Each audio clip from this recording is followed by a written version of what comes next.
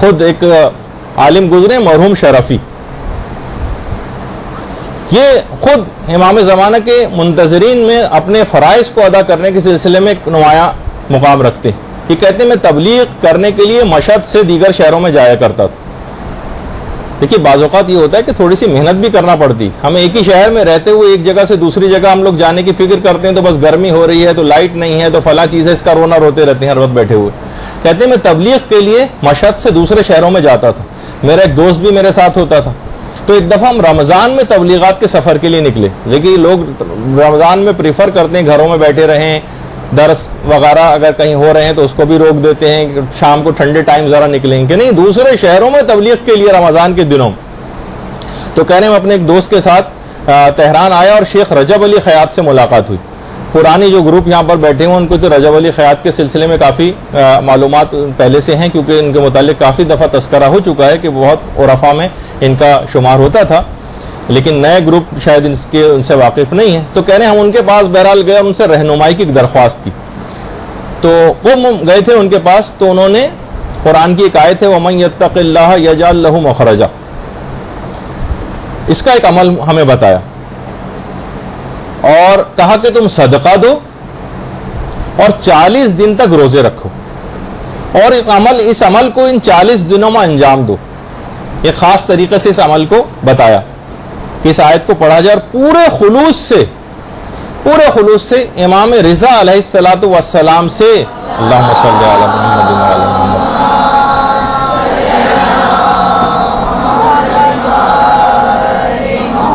پورے خلوص سے امام رضا سے حضرت حجت کے تقرب کو طلب کرو۔ دیکھیے بہت ایک تو ہوتا ہے براہ راست تقرب کی بات کرنا، نہیں، یعنی درمیان میں واسطہ امام رضا علیہ السلام کا رکھو،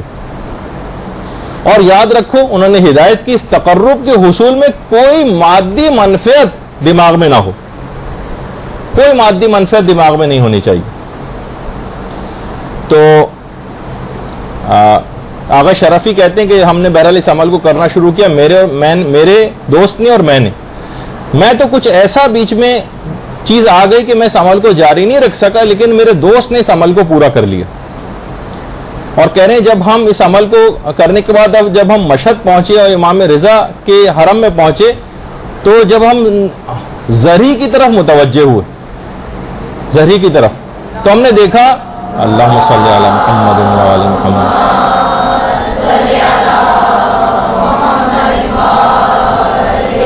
کہ حضرت حجت کا نور وہاں پر ظاہر ہو رہا ہے زہری کے بالکل سامنے۔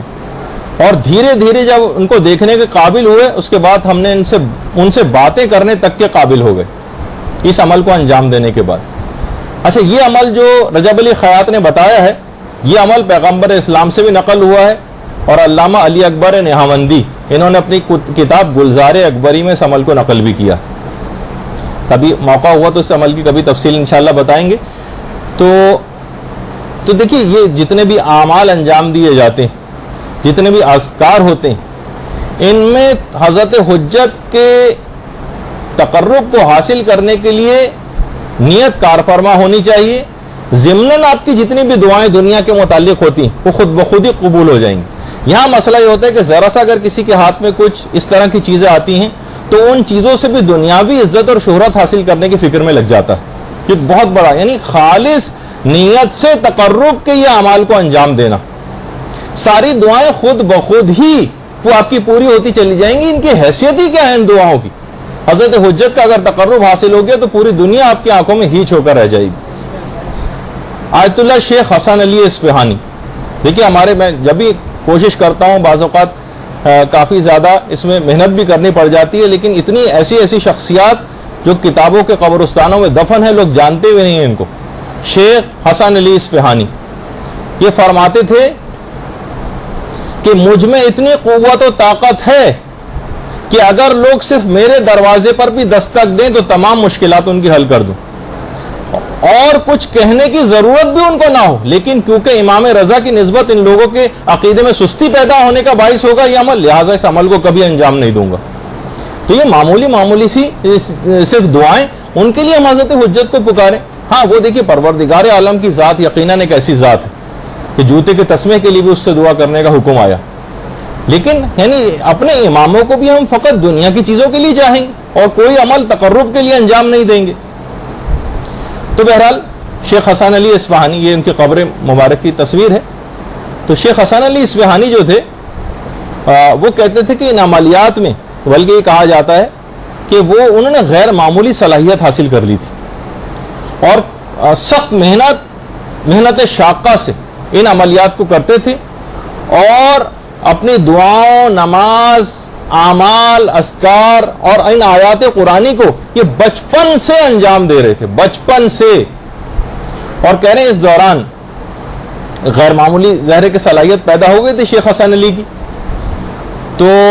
نوٹ بھی کرتے جاتے تھے کہ کس عمل کا کیا نتیجہ ہے. اس عمل اپنے تاثرات اپنی ڈائری میں نوٹ کرتے جاتے تھے. اس میں جو مشاہدات ان کو ہوتے تھے، مہم نکات اور کچھ اسرار کا مشاہدہ کرتے تھے شیخ حسن علی، ان کو نوٹ کرتے جاتے تھے اور ان اسرار کی وجہ سے ہر کس و ناقص کے ہاتھ میں یہ عملیات کو دیتے بھی نہیں تھے. اپنے زندگی کے جو آخری دور ان کا چل رہا تھا اس میں آیت اللہ سید علی رضوی جو مشہد کے بزرگ اور بڑے علماء میں جن کا شمار ہوتا تھا، صرف ان کو اپنی وہ ڈائری انہوں نے دی تھی اور ان کو بتایا تھا کہ کیا اس سے اسرار جو مشاہدہ ہوئے ہیں وہ سب چیزیں ان کو بتائی تھی. اور ہمیشہ نصیحت کرتے تھے کہ ان اوراد کو اور ان اذکار کو فقط اور فقط امام زمانہ علیہ السلام سے قریب ہونے کے لیے انجام دینا اور کسی دنیاوی منفعت کے لیے انجام مت دینا. یعنی امام بھی ہمیں اگر کوئی چاہیے تو فقط دنیا کے لیے چاہیے. ارے خوشبو والے کے پاس بیٹھنے سے بھی آپ کو خوشبو حاصل ہو جاتی. تو ایک دفعہ امام کو خلوص دل سے پکاریں، خلوص دل سے ان کے لیے کام کریں، یہ دنیا تو خود ذلیل ہو کر آپ کے قدموں تلے آ جائے گی. تو بہرحال ایک سوال ہے